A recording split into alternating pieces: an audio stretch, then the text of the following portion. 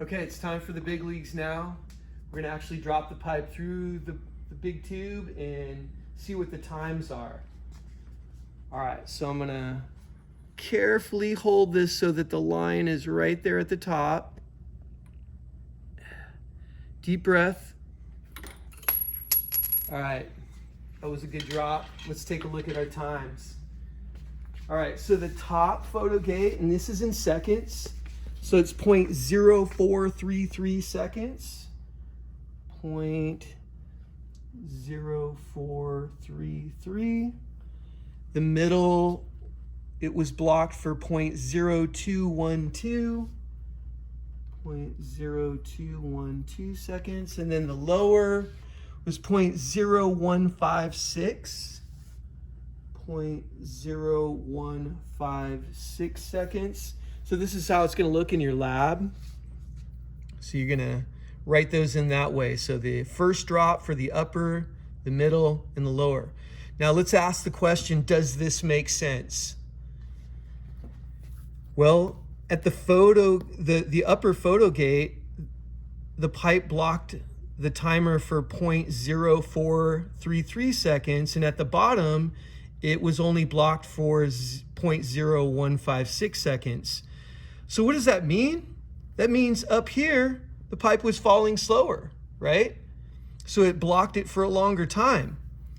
Down here, the pipe had accelerated, right? It's at the lower photo gate, so it's moving faster, so it only blocked the photo gate for, 0.0156 seconds. So moving much faster down here.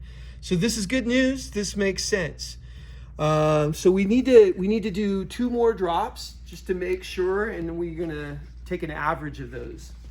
So let's do this again. So we're gonna reset the timers. Set it up here like this. Drop it and see how close we are. So it looks like 0.0433 again for the top. Amazing consistency there. The middle one was 0.0213. 0.0213. So remember, we're talking about the nearest 10,000th of a second. So these are really, really sensitive. And then 0.0150. 0.0150 for the bottom photo gate. So again, there we go. That's what it's going to look like in your lab.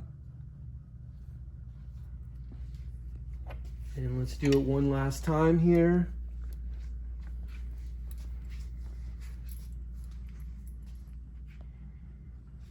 So final drop.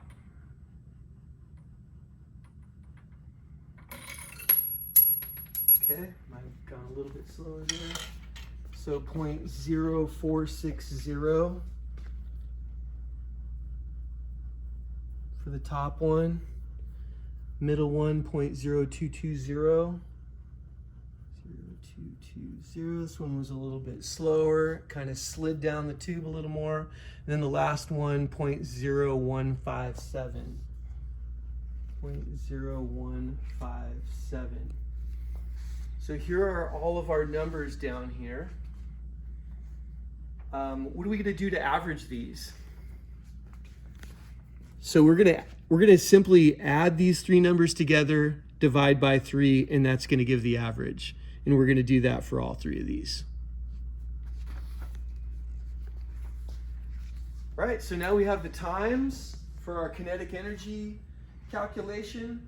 Let's just figure out what the kinetic energy is at the upper photo gate, just to make sure that we have this figured out. So let's first figure out the velocity. This is going to be the upper photo gate.